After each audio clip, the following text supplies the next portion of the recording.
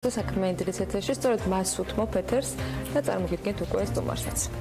დილამშვიდობის კიდევ ერთხელ მოსახლეობის საკრედიტო ჩანაწერები ყოველწლიურად იზრდება ბოლო მონაცემებით ბაზაში სულ 24,687,694 ჩანაწერია, რაც წინა წლის ანალოგიურ პერიოდთან შედარებით 4 მილიონით არის გაზრდილი. უფრო მეტი კონკრეტიკით თემაზე საუბარს კრედიტინფოს გენერალურ დირექტორთან ალექსანდრ გომიაშვილთან ერთად ვაგრძელებთ. მოგესალმებით ბატონო ალექსანდრე. მაინტერესებს პირველ რიგში აქტიური ჩანაწერების რაოდენობა რამდენია დღესდღეობით ბაზაში და ეს მონაცემი რამდენად მზარდია წინა წლის ანალოგიურ პერიოდთან შედარებით? დიახ, მოგახსენებთ, დღევანდელი მდგომარეობით აქტიური სესხების რაოდენობა ჩვენ მონაცემთა ბაზაში არის დაახლოებით 5,800,000. რაც გარკვეულწილად ზრდადი არის ტენდენცია, დაკრედიტება იზრდება ქვეყანაში, თუმცა ამავდროულად გვინდა აღვნიშნო, რომ რაოდენობა ეგრეთ წოდებული ინტერნეტ გამსესხებლების მცირდება, შესაბამისად მათი მხრიდანაც დაკრედიტება მცირდება. თუმცა ამავდროულად ბანკები უფრო აქტიური არიან ამ მიმართულებით. ან შეშლილად თუ შევხედავთ, უფრო გრძელვადიანი სესხებია და იცვლება ეს ტენდენცია, რაც იყო ადრე, იმიტომ რომ წინა წლებში გვახსოვს, რომ საუბრობდით სულ რომ ძირითადად იზრდება ონლაინ ლენდერების. ეხლა როგორია ეს თანაფარდი? დიახ, ეხლანდელი მდგომარეობით თვითონ ონლაინ ლენდერებიც ეგრეთ წოდებული გადავიდნენ უფრო გრძელვადიანი სესხების გაცემაზე. ანუ აღარ ხდება ეგრეთ წოდებული ერთკვირიანი ან ორკვირიანი სესხების გაცემა, უკვე ერთწლიანი, ზოგჯერ ორწლიანი სესხის გაცემაც კი ხდება ესეთი ტიპის ორგანიზაციების. ანუ მათ არ შეიძლება დავარქვათ ეგრეთ წოდებული ონლაინ ლენდერები, იმიტომ რომ კი ისინი ინტერნეტის მეშვეობით გაცემენ სესხებს, მაგრამ ეს არის ეგრეთ წოდებული ხაზი სესხის გაცემის. თავისი არსით ისინი უკვე უფრო მიკროსაფინანსო ინსტიტუტების ხარისხს იხრებიან და ცვლიან საკუთარ პოლიტიკას, უფრო გულისხმობით ახდენენ კლიენტების შეფასებას და იღებენ უფრო ასე ვთქვათ, კარგ გადაწყვეტილებას დაკრედიტების მიზნით. ამ სეგმენტმა რეალურად ძალიან ბევრნაირი ცვლილება განიცადა და ძალიან განსაკუთრებული ყურადღების ცენტრში იყო სულ რაღაც რამდენიმე თვის წინ.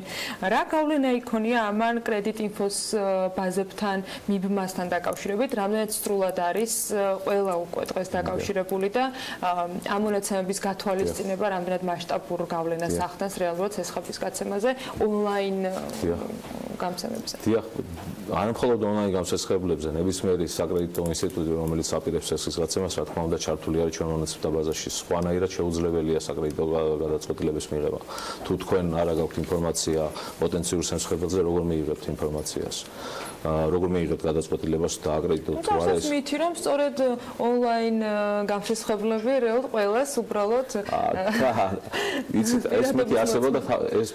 მითი არსებობდა თავის დროზე, როდესაც არ იყო რეგულირება შემოღებული ეროვნული ბანკის მიერ, ესეთი ტიპის ორგანიზაციებს შეეძლოთ ნებისმიერ საპროცენტო განაკვეთი განესაზღვროთ საკუთარი კლიენტებისთვის. შესაბამისად, მათთვის მნიშვნელოვანი იყო, რაც შეიძლება მეტი კლიენტი მოეზრიდა და ამ მაღალი პროცენტების ხარჯზე დაიფარათ ეს რისკები. ეხლანდელი მდგომარეობით, როცა არის უკვე საკრედიტო დაკრედიტებაზე საპროცენტო ზღვარი, რის ზემოთაც არ შეუძლიათ საკრედიტო ორგანიზაციებს ასვლა, ისინი უკვე უფრო კარგად აფასებენ კლიენტურას, იყენებენ სხვადასხვა პროდუქტებს, ახდენენ ანალიზს და შესაბამისად მათი მხრიდან ხდება უკეთესი გადაწყვეტილებების მიღება.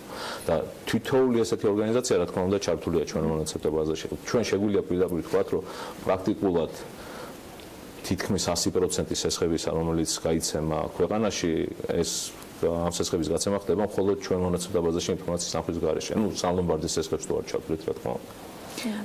როგორია, მე ვიცი რომ ზუსტ მონაცემების თქმა, ასე ვთქვათ, არ შეგიძლიათ რამდენადაც ვიცი, მაგრამ ნეგატიური ჩანაწერების რაოდენობას თუ შევხედავთ წლიდან წლამდე, ეს სტატისტიკა როგორია რამდენი? ისევ და ისევ ამ პოლიტიკის ცვლილების გამო ესეთი ტიპის ორგანიზაციების მხრიდან ეგრეთ წოდებული დეფოლტის დონე მცირდება.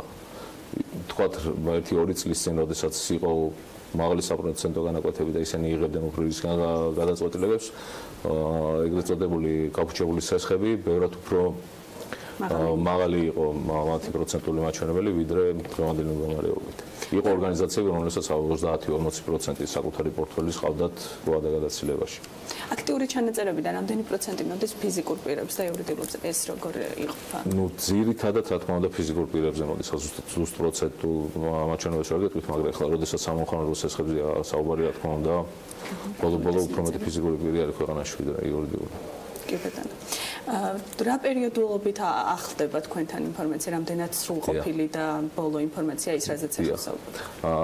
ძირითადად ჩვენი კლიენტები ახდენენ ინფორმაციის განახლებას ორ კვირაში ერთხელ. თუმცა ისევ და ისევ ეს ინტერნეტ გამსესხებლების საკმაოდ დიდი ნაწილი უკვე გადავიდა ყოველდღიური ინფორმაციის განახლებაზე. რომ მათთვის უფრო აქტუალური ინფორმაცია მნიშვნელოვანია. ჩვენ მუშაობთ ახლა აქტიურად ბანკებთანაც, რომ ამ კუთხით შეიცვალოს მიდგომა და მათი მხრიდანაც მოხდეს უფრო სწრაფად ინფორმაციის განახლება.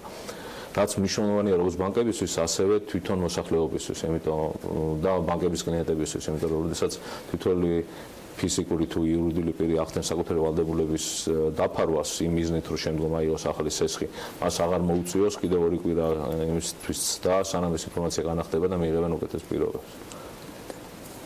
მიკროსაფინანსოების თემა, სანდრო. და ამ შემდგომა რეგულირებულ მათმა ჩართულობა ამ ყველაფერში.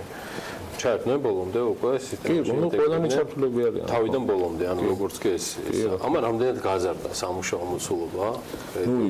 ინფორმაცია, რა თქმა უნდა, იზრდება კლიენტების რაოდენობა იზრდება, მაგრამ აქ არა მხოლოდ საქმე იმაშია, რომ ამ ბოლო წლების განმავლობაში იზრდება ჩვენი კლიენტური არა მხოლოდ ფინანსური სექტორიდან, არამედ არაფინანსური სექტორიდანაც, იგივე დისტრიბიუტორები, სხვადასხვა ტიპის ორგანიზაციები ერთვებიან ჩვენ სისტემაში, სარგებლობენ ჩვენი ინფორმაციით და გვაწვდიან კიდევაც ინფორმაციას, იმიტომ რომ როდესაც საუბარია საკრედიტო ბიუროზე, აქ უნდა გავითვალისწინოთ, რომ აქ არ არის მხოლოდ ფულის გასესხებაზე საუბარი. თითოეულ პროდუქციას, რომელსაც თქვენ აწვდით თქვენ მომხმარებელს კრედიტში, იგივე კრედიტია. არაფინანსური თქვათ, მაგრამ პროდუქტის მხრივ. ასე რომ ესეთი ტიპის ინფორმაციის გაცვლაც მნიშვნელოვანი არის, რომ მოხდეს იდენტიფიცირება ეგრეთ წოდებული კარგი კლიენტების, რათა მათ უკეთესი პირობებით მიეწოდეს პროდუქცია და იდენტიფიცირდეს ქონდა მართლა დისტრიბუტორები იყვნენ, რომ ითხოვდნენ კრედიტინფო ჯორჯიაში ჩასაწყობად. ჩვენ მათ ასოციაციასთან საკმაოდ ჯიდო თანამშრომლობთ. ასოციაციის წევრების საკმაოდ დიდი ნაწილი ჩვენი კლიენტი არის უკვე დღევანდელი მდგომარეობით რაღაც 20-ზე მეტი დისტრიბუტორი არის ჩვენი კლიენტი. მან კიდევ რამდენი ფინანსური ინსტიტუტია, რამდენი ორგანიზაცია, რომლის მონაცემებიც თქვენ გაქვთ? ჩვენ მონაცემებს გვაწვდის 100-ზე მეტი ორგანიზაცია უკვე. ბანკები, მიკროსაფინანსები, ონლაინ გამსესხებლები, ისევ და ისევ დისტრიბუტორები. ხო, არასაფინანსოებიც. არასაფინანსოებიც, რა თქმა უნდა. იმიტომ ნებისმიერ ორგანიზაციას პრინციპში უნდა აინტერესებდეს ესეთი ტიპის ინფორმაცია. ბოლო-ბოლო, როდესაც თანამშრომელი აყავთ სამსახურში, არ გაინტერესებთ მის საკრედიტო ისტორია. რა თქმა უნდა, ამ თანამშრომელი დისტრიბუტორების თემა ერთ-ერთი ეგეც იყო, ხო? რა შემთხვევაში დაცული, ანუ პოტენციური თანამშრომლის მან რა თქმა უნდა თანხმობა უნდა მოგცეთო თქვენ მის შესაქმე ინფორმაცია ნახოთ. თანხმობის გარეშე რა თქმა უნდა ჩვენ მონაცემ ბაზაში ინფორმაციის ნახვა აკრძალულია ჩვენი ხელშეკრულებებით. რამდენად იზრდება ბოლო პერიოდში? თქვენ თქვით, რომ შეიცვალა სურათი და თქვათ მოკლევადიანი სესხების, თქვათ რაღაცა სწრაფი სესხები ჩაანაცვლა გრძელვადიანმა. შეგვიძლია დავყოთ, თქვათ, აი ამ 5 მილიონიდან თითქმის 6 მილიონიდან რამდენია თანხობრივად, ანუ რა ტიპის სესხზეა საუბარი, რა მოცულობის სესხზეა ლაპარაკი და აი ამ 6 მილიონი ჩანაწერიდან ძირითადი ნაწილი ეს არის რაღაცა მაინც მცირე რაოდენობის სესხი თუ ეს არის გრძელვადიანი იპოთეკური დიდი. არა, რა თქმა უნდა, ეს პროცენტული წილი იპოთეკური სესხებისა ნაკლებია ვიდრე სამხარდლო სესხების. ახლა ეს ლოგიკური არის და ეს ისედაც უნდა ჩანს. არა, თანხა ზუსტად მე ვერ გეტყვით. მთლიანობაში არის რა თქმა უნდა პორტფელი მილიარდებზე საუბარი. ახლა ეს ინფორმაცია ეროვნული ბანკის საიტიდანაც შესაძლებელია რომ ავიღოთ. ჩვენი მონაცემებით, როგორც მე მახსოვს, აქტიური სესხები არის დაახლოებით 15 მილიარდი ლარის ოდენობის მთლიანად ყველა. ეს მონაცემები რა თქმა უნდა იზრდება წლიდან წლამდე. მაგრამ აქ ერთი რამე არის გასათვალისწინებული. ჩვენ მონაცემთა ბაზაში სამწუხაროდ დღევანდელი მდგომარეობით პოზიტიური ინფორმაცია იცვლება მხოლოდ $500,000-იან სესხებზე. $500,000-მდე. ან მათ ეკვივალენტ ნებისმიერ სხვა ვალუტაში. თუმცა ჩვენ როგორც ვიცით, ეროვნული ბანკი არის დაინტერესებული იმით, რომ ეს ლიმიტი გაიზარდოს და ჩვენ იმედი გვაქვს, რომ მათი შემოქმედებით დავითანხმეთ ბანკებს, რომ ეს ლიმიტი გავზარდოთ. თუმცა მიკროსაფინანსოებს და ონლაინ ლენდერებს ვეკავ და ეს არ ეხებათ. კარგი, 2018-ია. რა არის პირადად თქვენი და ცხადია Creditinfo Georgia-ს თავარი გამოწვევები? ჩვენ არ გვისაუბრია წელსამ სტუდიაში და მაინტერესებს ამ გეგმებიდან გამომდინარე. ნუ ჩვენ რა თქმა უნდა გვაქვს საკმაოდ ბევრი გეგმები.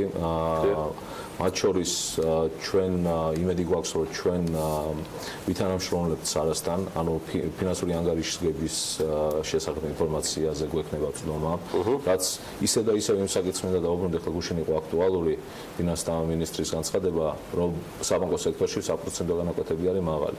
აქ ის უნდა გავითვალისწინოთ, რომ იმისათვის, რომ ბანკმა მიიღოს გადაწყვეტილება უცბად და ინფორმირებული გადაწყვეტილება, მას უნდა ჰქონდეს ცნობა ინფორმაციაზე. როდესაც მას ბანკს მიმართავს ესა თუ ის იურიდიული პირი სასესხო განაცხადით, ბანკს არ აქვს ცნობა ფინანსური ინსტიტუტის ფინანსურ მაჩვენებლებზე. საკმაოდ დიდი დრო სჭირდება ამ ყველაფრის ანალიზს, ინფორმაცია არ არის სანდო, შესაბამისად უფრო რისკიან გადაწყვეტილებას იღებენ და აქედან გამომდინარე საპროცენტო განაკვეთიც უფრო მაღალია. თუ ფინანსურ ინსტიტუტებს ექნება შესაძლებლობა, რომ ჰქონდეთ გამარტივებულად ცნობა სანდო ფინანსურ მაჩვენებლებზე, მათი მხრიდან სესხის გაცემის პროცესი გაადვილდება და საპროცენტო განაკვეთებიც რა თქმა უნდა დაიწყებს. იგივე მაგალითი არის ფიზიკური პირების შემთხვევაში. სანამ ჩვენ დავიწყებდით ოპერირებას და ინფორმაცია სესხების შესახებ ფიზიკური პირების შესახებ გაიცვლებოდა, საპროცენტო განაკვეთები მნიშვნელოვნად უფრო მაღალი იყო. იგივე იპოთეკა გაიცემოდა 24-36%-ში. დღევანდელი მდგომარეობით სადაც 80%-ის პარალელში. ანუ მნიშვნელოვნად შემცირდა საპროცენტო განაკვეთები. იგივე მიმართულებით უნდა წავიდეთ კომპანიების მიმართებით. და ჩვენ საკმაოდ თანამშრომლობთ ორგანიზაციასთან, ფინანსთა სამინისტროსთან არსებულ ორგანიზაციასთან, რომელიც არის Eurostan. მათი მხრიდანაც არის დაინტერესება, მათ ესმით კარგად, რომ ფინანსურ რესურსებზე ხელმისაწვდომობისთვის ამ ინფორმაციის მიწოდება არის გადამწყვეტია, თუ არა რა თქმა უნდა. ანუ თუ გვინდა რომ ეკონომიკა განვითარდეს და მცირე და მსაშუალო ბიზნესი განვითარდეს, აქ არა მხოლოდ სტარტაპებზე უნდა იყოს საუბარი. კიდე რომ წამოვიდეს მე განაკვეთები ეკონომიკა. ჯამდა თუ შევაფასებთ დღევანდელ ჩვენს ციფრებს, შეგვიძლია ვთქვათ, რომ ბოლო მონაცემებით, რაც არის საქართველოში მცხოვრები მოქალაქეების 1,700,000, გამოდის, რომ სესხი აქვს 62%, რაც საკმაოდ დიდი მონაცემია და მაქსიმუმია პრინციპში ბოლო წლების, რაც გადავხედე გუშინ ციფრებს, ყველაზე მაღალი ფიქსირდება წელს 68,200. გაშინებს ეს ციფრი? არა, ეხლა საპროცენტო თუ შევადარებთ დინამიკას საპროცენტო განაკვეთები მცირდება, ვადაგადაცილება მცირდება, რა თქმა უნდა, იმდენად დიდი პრობლემა არ არის და იგივე ეგრეთ წოდებული debt to GDP-ის თუ აიღო ჩვენი ქვეყნისას, რომელიც არის ბევრად უფრო პატარა ვიდრე ნებისმიერ განვითარებულ ქვეყანაში, სიმხელა პრობლემას არ წარმოადგენს. მე გეტყვით რა წარმოადგენს პრობლემას. პრობლემა 62% კი არ არის, 75% შეიძლება. 68 ბოდიში. 75%, კაი 78% შეიძლება ქონდეს ეს სესხი. პრობლემა არის ის, რომ ჩვენ უნდა გქონდეს მეტ რესურსებთან თქმა და ზოგადად უნდა ვიყოთ უფრო მდიდრები, მოდი ესე გეტყვით ყველანი და მაშინ საერთოდ არც 68%-ს დავთვლით და არც 78%-ს და შევეშვებით ამას ყველაფერს თუ გვექნება შესაბამისი და ჯეროვანი შემოსავლები. მადლობა ალექსანდრე გომიაშვილს, Creditinfo საქართველოს გენერალური დირექტორის სტუმრობდა და მადლობა მას, რომ საქმიანი დილა ჩვენთან ერთად გაატარა. მადლობა თათია ჩაფიჩაძეს.